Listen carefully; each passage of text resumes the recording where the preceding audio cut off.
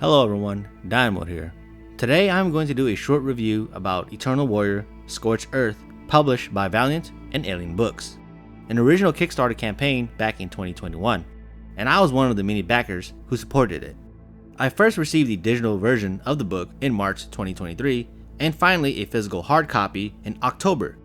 My initial reaction upon finishing the story, I was baffled at first, but then going through a second read, it was decent, but overall I felt regret.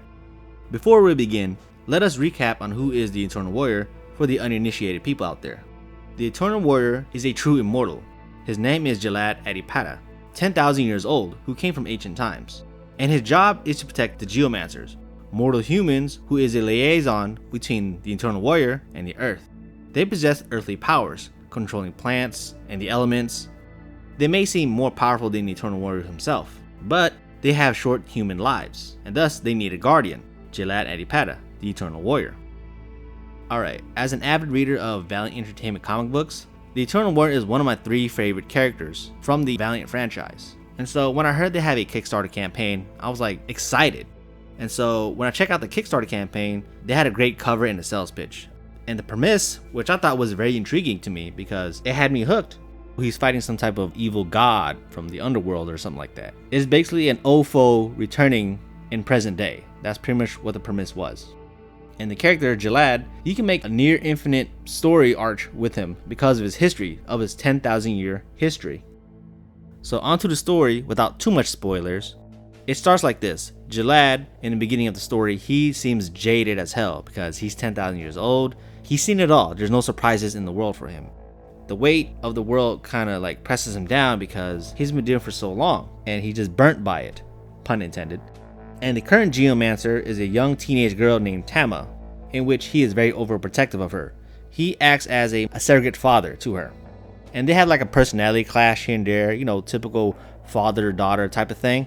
When you get into an argument here and there, a flame just bursts out of nowhere near an oil refinery. That's when the adventure sets off. Those two went down there and they put out the fire, but then Jalad kind of noticed something strange about this fire. It wasn't natural how it started. And so with that said, and he goes on to investigate what's going on about with these unnatural flames that keeps reoccurring and keeps coming back. Tama, on the other hand, she wants to play hero. She wants the attention. You know how all this social media and internet craze going on? She kind of craves for that. But in reality, she just wants some friends. But she's going about it the wrong way. And that's how far I'm going to take it to the story. I'm not going to push any further than that. Next up, let's talk about the positive of what came out of this book. Number 1 is good characterization, meaning that their personalities shine through whenever these characters interact with each other. Through facial expression, dialogue, body gestures, you see a bit of a family drama within it. Alright, next up, action sequences. They are so well done. Now, for some of you who are confusing fight scenes with action sequences, fight scenes have action sequences, but not all action sequences have fight scenes. Like, action sequences are the fast transition between one scenery to the next while characters are moving at a very accelerated pace.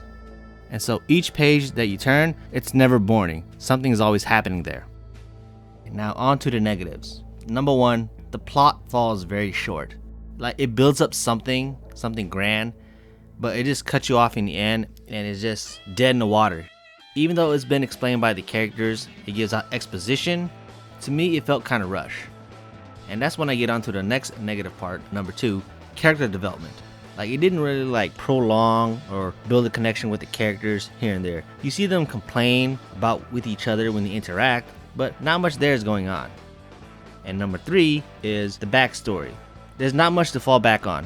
When you get to the main villain, the Eternal Warrior explained who he is, what's his purpose, and why is he doing this.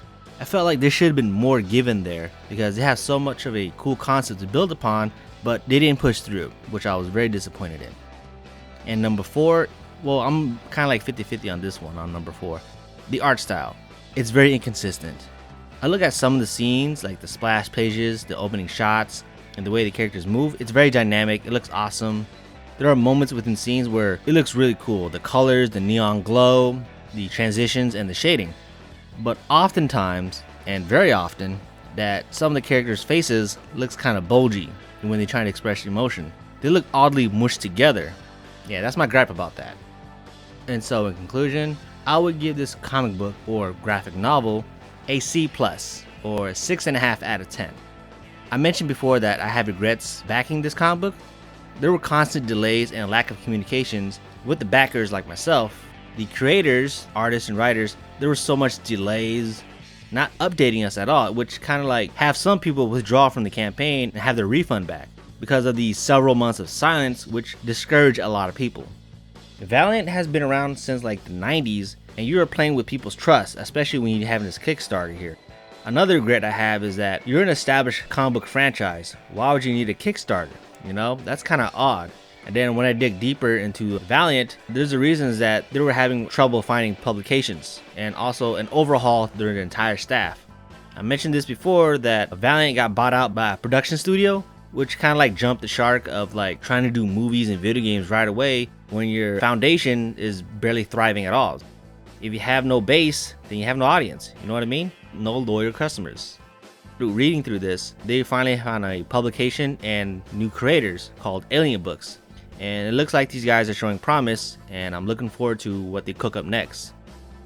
Thank you all for watching. Dynamite out.